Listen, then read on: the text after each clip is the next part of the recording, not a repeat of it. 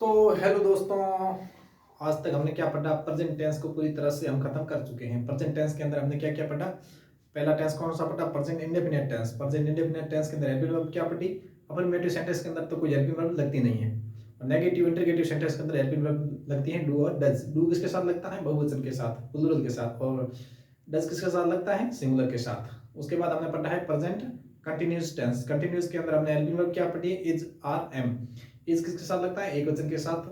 और आर किसके साथ लगता है? बहुवचन यानी प्लूरल के साथ। इज, एम किसके साथ लगता है? आई के साथ। और उसके बाद हमने पढ़ा है present perfect tense. Perfect tense के अंदर हेल्पिंग वर्ब क्या लगती है? एज और हैव, और वर्ब की थर्ड फॉर्म। एज किसके साथ लगता है? एक वचन के साथ। और हैव किसके साथ लगता है? बहुवचन के साथ। उसके बाद पढ़ा है हमने चौथा tense present perfect continuous tense. Present perfect continuous tense के अंदर हमने हेल्पिंग वर्ब क्या देखी थी? हैज बीन और हैव बीन। हैज बीन किसके साथ लगता है? एक वचन के साथ। और हैव बीन बहुवचन के साथ। आज हम पढ़ेंगे past indefinite tense. Past indefinite tense की पहचान क्या होती है? पहचान क्या होती है हिंदी वाक्यों के अंत में? हिंदी वाक्यों के अंत में ता था, ती थी, ते थे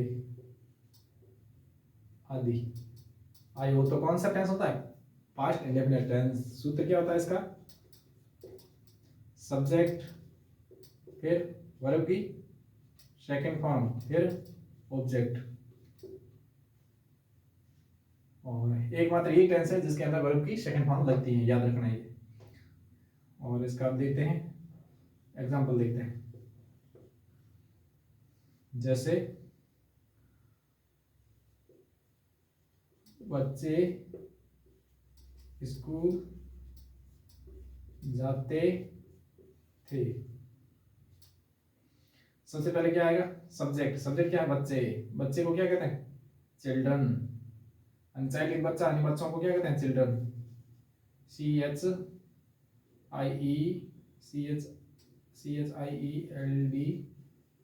चिल्ड्रन। फिर क्या आएगा? वर्ब की सेकंड फॉर्म, यानी कि जाने को क्या कहते हैं? Go went. Second form go went कौन होता है? तो सेकंड फॉर्म क्या थी? वेंट।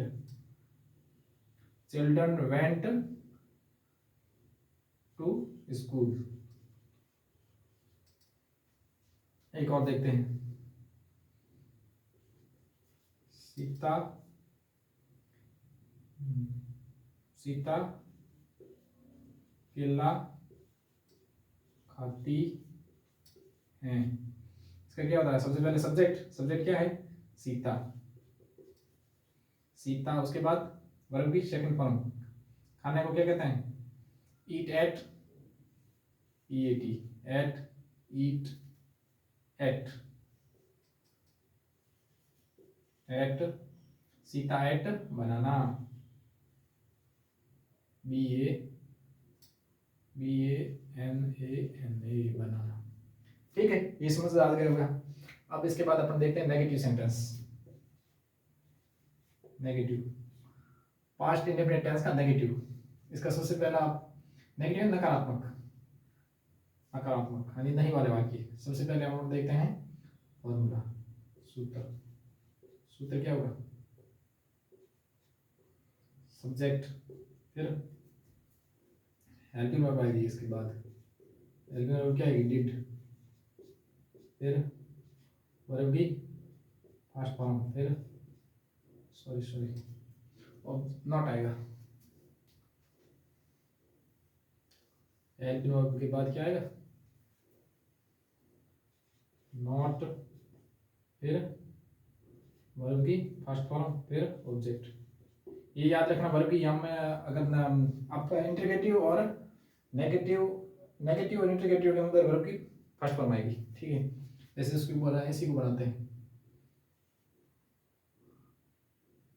बच्चे, बच्चे स्कूल नहीं जाते थे। क्या आएगा इसका? सबसे पहले सब्जेक्ट आएगा। सब्जेक्ट क्या है? Children, CHILDREN, children. फिर क्या आएगा हेल्पिंग वर्ब, चिल्ड्रन डिड, फिर नॉट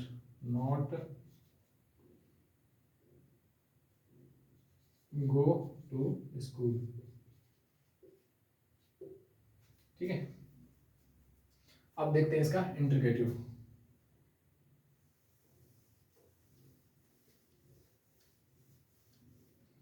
इंट्रीगेटिव देखते हैं, पास्ट इंडेफिनिट टेंस का इंट्रीगेटिव।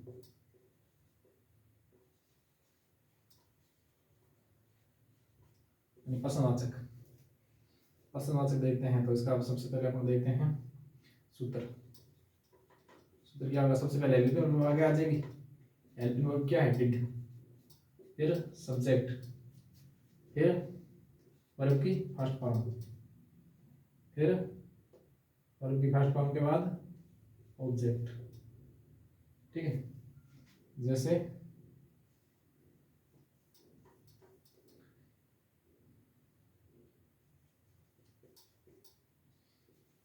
क्या बच्चे स्कूल जाते थे, प्रश्नवाचक से आएगा। सबसे पहले क्या है, हेल्पिंग वर्ब हमें आगे आ जाएगी डिड, फिर subject children, CHILDRN, children, did children, फिर वर्ब की first form go, did children go to school, did children go to school. सबसे पहले हेल्पिंग वर्ब आ गई, फिर क्या है सब्जेक्ट आ गया, फिर क्या है वर्ब की फर्स्ट फॉर्म गो आ गया, फिर ऑब्जेक्ट, फिर पर्सन। ठीक है, इसके बाद अपन देखते हैं इंट्रीगेटिव, नेगेटिव इंट्रीगेटिव। नेगेटिव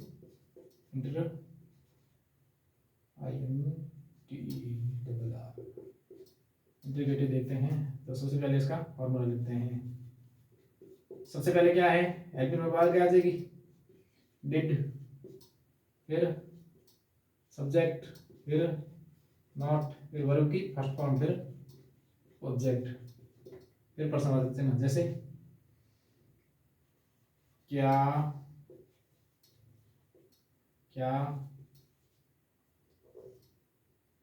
क्या बच्चे स्कूल नहीं जाते थे, इसका बनाते हैं।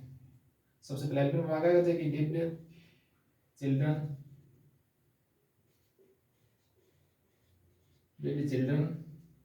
सब्जेक्ट आ गया, फिर नॉट, डिड चिल्ड्रन नॉट, फिर गो टू स्कूल।